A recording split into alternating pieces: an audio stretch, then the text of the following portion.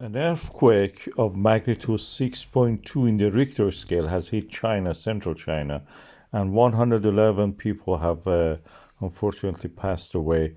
This is in a region of the central China between Lenzhou and Xining, and people are now in the street because of the aftershocks, as you can see.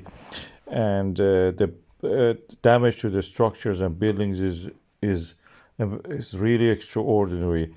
We only see such a thing in a war zone, and unfortunately, it has caused the death of people. Chinese rescue workers are trying to remove the rubble and save as many lives as they can. And this is a big operation at the moment. It needs a huge coordination. They are doing it on their own. It happened during the night, so people didn't expect it. They were not prepared for it. And as you can see, they are saving as much as they can.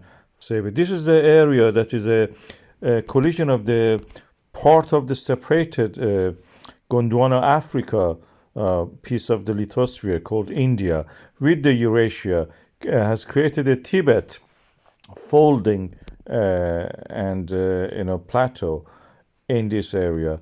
Tibet pressing against China through the India is creating, and as you can see, this is a profile of it, how the part of the Gondwana, India lithosphere is detached and sinking into the mantle.